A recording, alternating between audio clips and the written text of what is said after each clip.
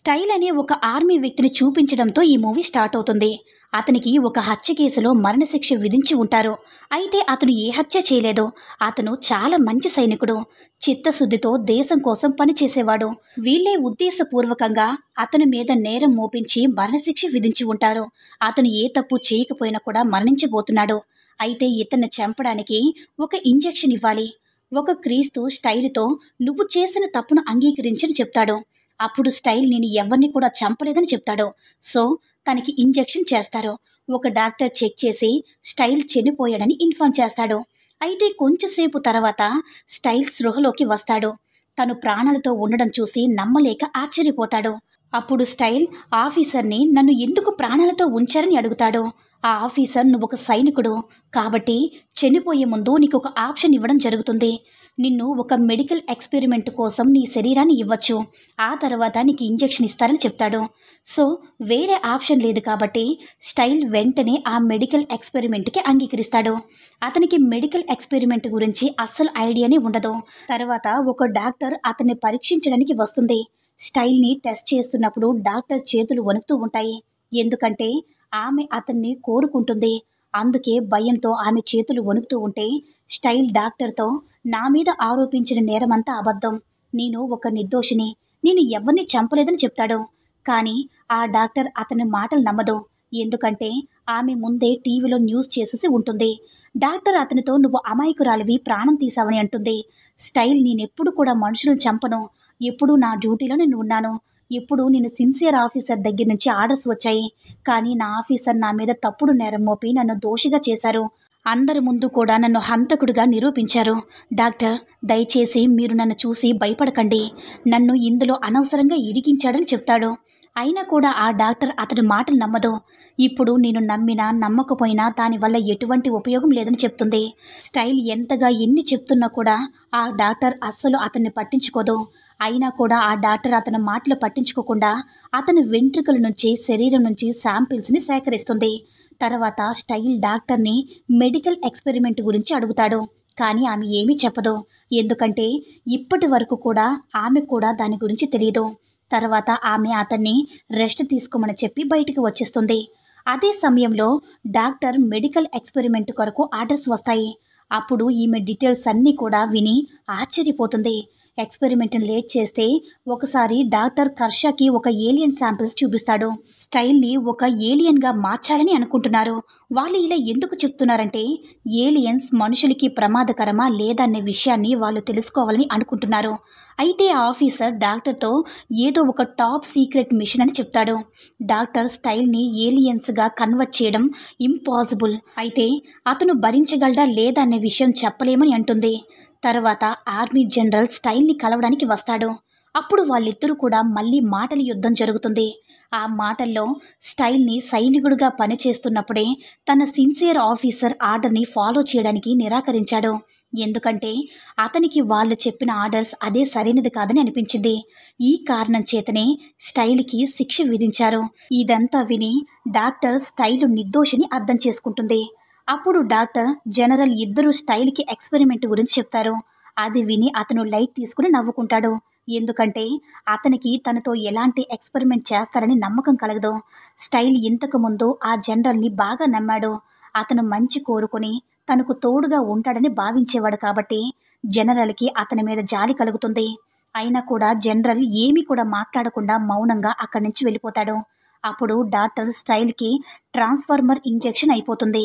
Doctor ఆమె చేయబోతున్న దానికి క్షమించేస్తాడు. అది చూసి డాక్టర్ ఆమె ఆశ్చర్యపోతుంది. ఇంకేమీ మాట్లాడకుండా నేరుగా ఇంజెక్షన్ చేస్తుంది. తర్వాత స్టైల్కి చాలా దారుణమైన నొప్పి కలుగుతుంది. అతను లేచి కూర్చుంటాడు. వెంటనే డాక్టర్ చెప్తుంది, ఈ ఇంజెక్షన్ భరించడం చాలా కష్టమని చెప్పాను కదా అని అంటూనే ఉంటుంది. అతని మొహం మొత్తం కూడా మారిపోతూ ఉంటుంది. పళ్ళు ఊడిపోతూ ఉంటాయి. అయితే అతనికి ఒకటే పదం వినిపిస్తూ ఉంటుంది, వాళ్ళు నీ శరీరాన్ని మార్చగలరు కానీ నీ ఆత్మను మార్చలేరని. ఆ తర్వాత ఆ డాక్టర్ మళ్ళీ అతనికి ఇంజెక్షన్ చేయడానికి వస్తుంది. అప్పుడు స్టైల్ ఇంజెక్షన్ చేయవద్దని వేడుకుంటాడు.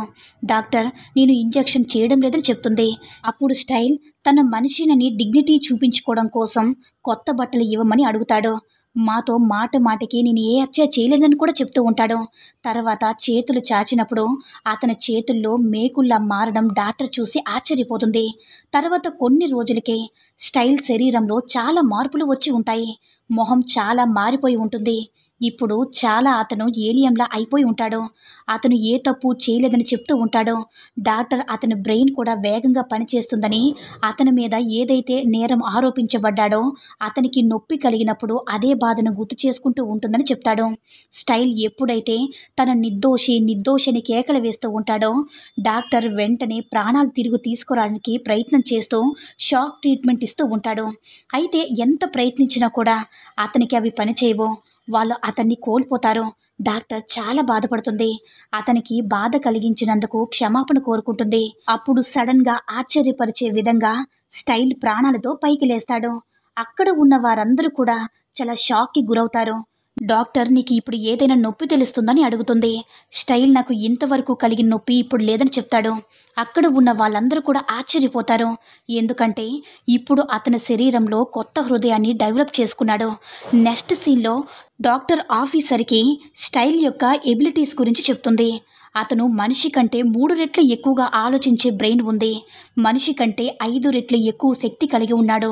వాళ్ళందరూ కూడా అంటే ఎంతమంది అయినా సరే అతనికి దూరంలో ఉంటే మాట్లాడుతుంది అతనికి చాలా స్పష్టంగా వినిపిస్తుంది. ఇప్పుడు అతనికి ట్రాన్స్ఫర్మేషన్ పూర్తయిపోయి ఉంటుంది. అదంతా విన్న అతను దూరం నుంచి బద్దలు కొట్టుకొని అక్కడి నుంచి పారిపోతాడు. డాక్టర్ అది చూసి ఆశ్చర్యపోతుంది. అయితే జనరల్ ఉద్దేశపూర్వకంగా అతని నుంచి తప్పించుకునేలా చేస్తాడు. ఎందుకంటే అతన్ని పట్టుకుని చంపేయచ్చని. ఇలా ఎందుకు చేశాడంటే వాళ్ళు అతని ద్వారా ఏలియన్స్ని పట్టుకోగలమా లేదని టెస్ట్ చేయాలని అనుకున్నాడు. డాక్టర్ జనరల్ ఈ ఎక్స్పెరిమెంట్ మొత్తం కూడా అతన్ని చంపడానికి చేశాడని తెలిసి జనరల్ చాలా కోప్పడుతుంది. తర్వాత స్టైల్కి ఎలక్ట్రికల్ గేట్ బద్దలు కొట్టుకుని పారిపోతాడు. వెంటనే ఆర్మీ అతని వెతికే ప్రయత్నం మొదలు పెడుతుంది. అప్పుడు స్టైల్ అడవిలో ఉంటాడు. అతను నీళ్ళలో తన ముఖం చూసుకొని ఒక మాట గుర్తు చేసుకుంటాడు. వాళ్ళు నీ శరీరాన్ని మార్చగలరేమో కానీ నీ ఆత్మను మార్చలేరని. ఇంకా ఒకవైపు ఆర్మీ అతని కోసం వెతుకుతూ ఉంటారు. స్టైల్ ఒక ఆర్మీ వ్యక్తిని పట్టుకొని అతని రేడియో తీసుకుని జనరల్కి నేను ఏ హాని చేయను, మీరు ఉద్దేశపూర్వకంగానే నన్ను బయటికి వదిలేశారని నాకు తెలుసని మెసేజ్ ఇస్తాడు. షాక్ అయిపోతాడు. ఆ తర్వాత స్టైల్ వదిలేసి వెళ్ళిపోతాడు. మిగతా సైనికులందరూ కూడా కాల్చి చంపేస్తారు. ఎందుకంటే వాళ్ళు అతన్ని చూసి స్టైల్ అని పొరపాటు పడి చంపేస్తుంటారు.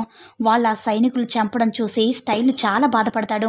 మరొక వైపు డాక్టర్ కర్ష ఏ విధంగా కూడా అతని గురించి తెలుసుకోవాలి, కానీ అందరిని ఎలా ఎదుర్కొంటాడా విషయాన్ని తెలుసుకోవాలంటుంది. జనరల్ ఆమె మాట వింటాడు. అయితే సిన్సియర్గా తీసుకోడు. స్టైల్ని వెతకడానికి వెళ్ళిపోతాడు. మిగతా సైనికులందరూ కూడా జనరల్తో కలిసి వెతుకుతూ ఉంటారు. అప్పుడు సోల్జర్స్ అందరికీ కూడా ఒకవైపు నుంచి ఏదో శబ్దం వినిపిస్తూ ఉంటుంది. ఆ శబ్దం వినగానే వాళ్ళ మైండ్ కంట్రోల్లో ఉండదు. అడవిలో ఇంకొక వైపు మరికొంతమంది సోల్జర్స్ స్టైల్ని వెతుకుతూ ఉంటాడు. అప్పుడు సడన్గా స్టైల్ జనరల్ని పట్టుకుంటాడు. ఈ పని చేసింది ఎవరో సైనికులు చెప్పమని బెదిరిస్తాడు. జనరల్ బాగా భయపడి ఉంటాడు. సో సైనికులందరితో ఈ స్టైల్ని చంపలేదు, ఏలియన్స్గా మార్చామని చెప్తాడు. అయితే ఇంకో నెక్స్ట్ సీన్లో డాక్టర్ కర్ష ఉంటుందన్నమాట. అక్కడికి స్టైల్ వస్తాడు. డాక్టర్ గట్టిగా కేకలు పెట్టేలోగే అతను ఆమెను నొక్కేస్తాడు. అప్పుడు డాక్టర్ స్టైల్తో ముందు నాకు తెలియదు వాళ్ళు నీతో ఏం చేయబోతున్నారో, లేదంటే నేను అడ్డుకుని ఉండేదానని అంటుంది. జరిగిన దానికి క్షమాపణ కోరుకుంటుంది. స్టైల్ డాక్టర్ను మిమ్మల్ని నమ్ముతున్నాను, మీ మీద నాకు నమ్మకం ఉందని అంటాడు. అప్పుడు ఆమెను నన్ను నమ్ముతున్నారా అని అడుగుతాడు. అప్పుడు డాక్టర్ నాకు తెలుసు నువ్వు నిర్దోషివని, నువ్వు ఏ హత్య చేయలేదని, నువ్వు మంచివాడవని నాకు నమ్మకం కలిగిందని చెప్తుంది. ఆమె మాటలు విన్న స్టైల్ మనసు ఎంతో కుదుటపడుతుంది. ఎందుకంటే కనీసం ఒక్క వ్యక్తి అయినా సరే తను నిర్దోషని, అమాయకుల ప్రాణాలు తీయలేదని నమ్మినందుకు చివరగా ఆమెతో ఇదే నేను వినాలని అనుకున్నదని చెప్పి వెళ్ళిపోతాడు. తర్వాత డాక్టర్ తన వెనకాలే వెళ్ళి అతనితో నేను మళ్ళీ నిన్ను మంచివాడిగా చేయడానికి ప్రయత్నం చేస్తానని అంటుంది. అప్పుడు డాక్టర్తో నీ బాడీలో ఉన్న హ్యూమన్ డిఎన్ఏతో మళ్ళీ డామినేట్ చేసి మళ్ళీ ఏలియన్స్ని చేంజ్ చేయగలని చెప్తుంది. అయితే తన 100% మంచిగా ప్రయత్నం చేస్తానని, జరుగుతుందని ఖచ్చితంగా చెప్పలేనే అంటుంది. దానికి అంగీకరించి రేపు ఒక ప్లేస్లో కలుద్దామని చెప్తాడు. ఆ ఇంజెక్షన్ చేయడానికి తనని ఒంటరిగా రమ్మని చెప్తాడు. తర్వాత ఆ రోజు స్టైల్ డాక్టర్ని కలుస్తాడు. ఆ సమయంలో అతని చేతిలో గన్ను ఉంటుంది.